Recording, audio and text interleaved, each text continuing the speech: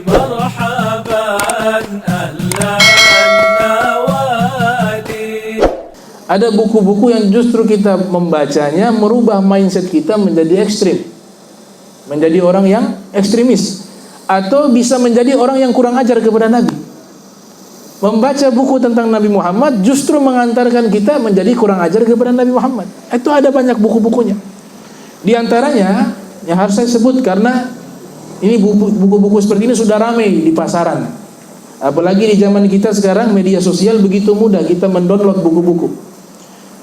Ada ulama asal Albania, Syekh Albani, sering dengar namanya ya, Syekh Albani.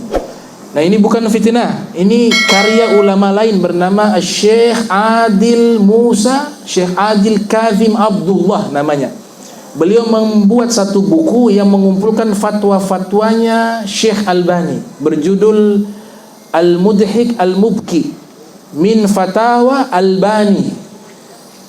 Membahas tentang Nabi Muhammad. Coba perhatikan ya, agar kita punya pemahaman ini sesuai dengan leluhur kita terdahulu. Kita punya leluhur, kakek kita yang sudah Islam dulu, buyut kita yang sudah Islam dulu. Itu mereka punya ajaran itu yang sudah paling betul.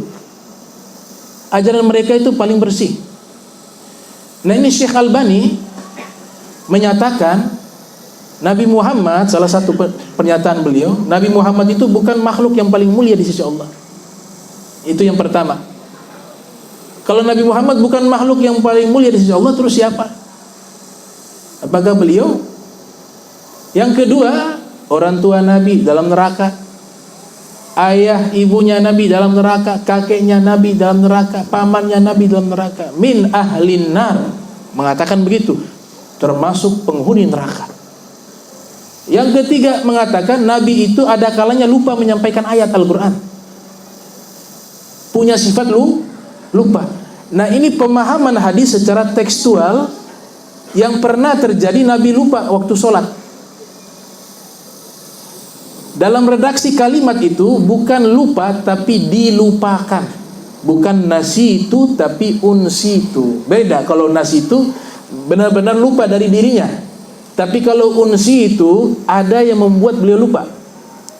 Maksudnya Nabi ketika lupa waktu sholat tersebut, ada ulama mengatakan sholat zuhur, ada yang mengatakan sholat asar. Itu Allah sengaja membuat Nabi lupa agar keluar satu hikmah, satu ilmu. Kalau lupa umatnya ini keadaan lupa waktu sholat, ada muncul namanya satu ilmu sujud sahwi. Sujud sahwi. Tapi bukan berarti Nabi lupa. Allah sengaja membuat Nabi menjadi lupa sehingga muncul ilmu yang namanya sujud sahwi. Nah kita yang baca secara teks, oh Nabi lupa.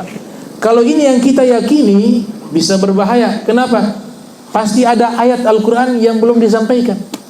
Karena Al-Quran itu 114 surat. Tidak mudah untuk bisa menghafal dan menyampaikan.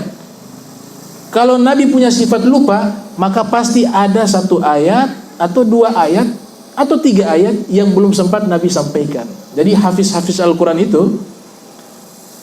itu walaupun hafiz, ketika dia ulang dari awal sampai akhir pasti ada yang dilupa. Satu ayat, dua ayat, itu menunjukkan sifat manusiawi.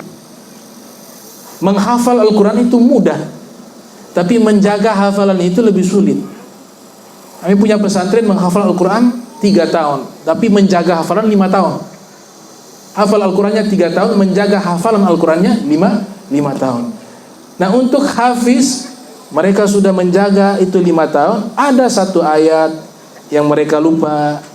Kalau Nabi punya sifat lupa, ini berarti ada ayat Al-Quran yang belum disampaikan kepada kita. Nah ini pemahaman yang berbahaya yang ada di dalam fatwa-fatwanya Syekh Albani. Kita doakan beliau rahimahumullah. Fatwa berikutnya beliau katakan bahwa Nabi Muhammad itu punya keputusan, punya tindakan, ada kalanya benar, ada kalanya salah. Ada kalanya sesuai dengan wahyu, ada kalanya bertentangan dengan wahyu. Nah ini sudah dibantah oleh firman, wa ma yantiku anil hawa in huwa illa wahyun yuha. Nabi berucap itu wahyu. Jadi fatwa-fatwa dari Syekh Albani ini tidak boleh kita ambil apalagi berkaitan tentang Nabi kita Muhammad SAW. Kita yang dengar saja kan sedih. Masa Nabi seperti itu? Manusia yang tadi sudah disebutkan oleh Bapak Sekda, al-insanul kamil, tapi kok banyak cacatnya.